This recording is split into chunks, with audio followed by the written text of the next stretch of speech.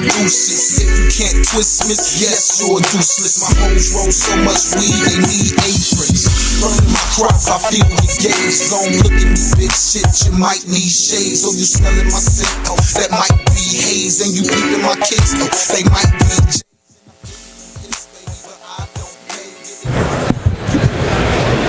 All right, welcome everybody to the High Times Cannabis Cup. Radical Russ here, and I have this lovely lady who's come join me at the desk who says she's a fan. So introduce yourself to the audience. Hello, everybody. I'm Ava Rush, and I'm from Philly, Pennsylvania. Philadelphia in-house. We here. We definitely here. All right, and you described yourself as a comedian. I am a comedian. I try at least to be a comedian. At least, all right. At least once a day. So coming here from Philly, did you drive or fly? We flew. I flew. Actually, I went up to Aspen for a little bit.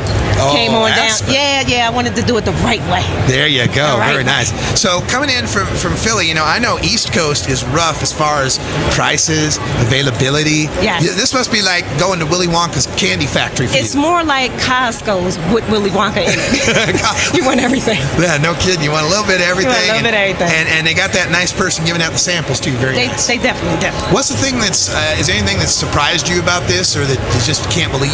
You know, actually not. I came out here last year, was supposed to come out with a group of friends. Yeah. Didn't make it. I decided to come. So when I saw it, it just blew my mind, almost like you saw the future. So when I went back, I had to grab a couple people and say, listen, I just saw the future. We got to go to it. We got to go to it. Yeah, and you know, I was just speaking with, my last interview was a guy from Pittsburgh. Okay. Normal. A lot of Pennsylvania folks in the house. Yeah, definitely. Out there on the east side in Philly, I know Philly Normal's been hard at work trying to get things legalized. Have you been involved with any of that? I am. I'm involved with Philly Normal. So far, I have been doing a lot of just fundraising, just putting money out there. I also belong with the MPP, Marijuana Policy Project, out of D.C. You down with MPP? Yeah. I love that one. That was really good. You got me on that one. Yes, now you know me. So I think it's important to get in the groundwork of it, to get the laws changed, to get lobbies moving. So that's the most important part to me, is getting on the groundwork of it. So yes, we're definitely making strides in Philly. We've had a lot of changes. I think 2016, I want to say, is our year to introduce medical to, you know, it's on the bill right now. So we're doing a lot of great work. We're making strides. And I got to say, you putting your work into this. In the marijuana movement, there's two things that we've always found to be true.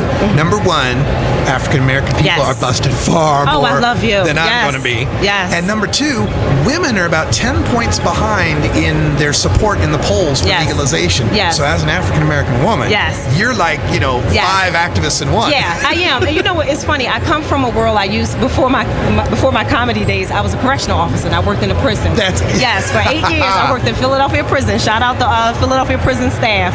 I was there and I got tired of seeing the same people come in for the same laws being broken. And I didn't want to be a part of it anymore. And for me, I had to leave in order to make change. So for me, I worked at addiction and helping people to get themselves on their feet and letting them know it's okay. Yeah. It's all right. Everything is going to be all right. You don't have to be slaying behind bars to be. It's all right. So I'm actually excited about the movement. I try to do a lot, educating wise. And as an African American woman, it is difficult. It's difficult with your kids explaining all of this. Sure. It's very difficult, but I try to be honest. If you're honest about cannabis and what it is and where it comes from, you can make changes, as you guys are doing here. Yeah. You're doing it. Fantastic. And remind me your name again. My name is Ava. A-V-A Rush. R-U-S-H. Ava. I should be able to remember that. It's all right. It's a lot going on in the air. You can't see it out there, but it's a lot going on in the air. I was going to tell you, my wife's name is Iva, her sister's name is Eva, and her daughter's name is Ava. So just pick one of them. Just pick one of them. Just pick one of them. You ain't got to go there. Just pick one. We're hanging out with Ava from Philly here at the 420 radio desk, and you said you worked as a correctional officer. Was this a private or public prison? This was actually a public prison. This is by the city of Philadelphia, yes. Okay. Because that's one of the terrible things about the prohibition now is these private prisons where they contract with the state and they say, you got to keep the beds 90% full. Exactly. So they got to round some people up. You have to. Yeah, and then the people with the lowest on the pole gets thrown in jail for the longest time. So that's the cycle. But we're making changes, and that's why it's important for people to get out there and vote, change laws, lobby people. If this is what you want, cannabis, fight for it. I tell my family all the time, if we're going to smoke it, we're going to fight for it. We're not going to just sit and hide in the black market. We're definitely not doing that. We're going to get in the forefront. And I think one thing that's happened too is, and maybe you can confirm this for folks back east, is that once the first couple of dominoes fell with Colorado, Washington, and now Oregon and Alaska and DC, 70%, DC, that everybody else on the East Coast got to be, wait a minute, what's up with this? Why everybody everybody's eyes are open, and I can tell by just some things I post on Facebook. Sometimes you're cautious, but now I'm a lot more open about it, and you can tell the response when people respond and say, "Oh my God, you're going to 420? You're a part of that?" Yes, you have to be a part of it. This is a revolution. This is our future. This is how we're going to sustain for the rest of our lifetime. I saw a great T-shirt once that said, "If you don't like marijuana, you won't like the future." I know that's right, because it's here, baby. The future is here. If y'all don't know it, it's here, and we're right here in it. So, Ava from Philly, you're here in Denver for the Cup. Yes. Are you going to head out to the show tonight?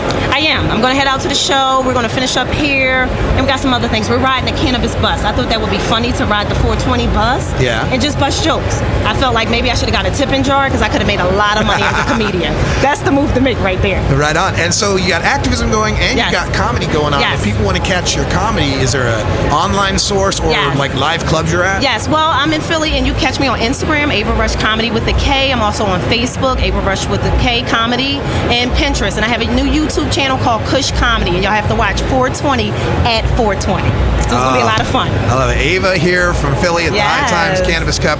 We're having a good time. She's going to make herself some Skrilla out there. Yeah, baby. Y'all know how to do Doing the cannabis comedy. I'm loving it. Yeah. Thanks for having me. Anything else you want to give a shout out to? I want to give a shout out for my family. All my family that's here from Philly. Courtney, Tisa, I brought my family out. It's her 50th birthday. Happy birthday. So we having fun. Thank y'all. Ava, thanks so much for stopping by the desk. Thank you. Have yourselves a good time. All Cannabis right. Cup, we're out.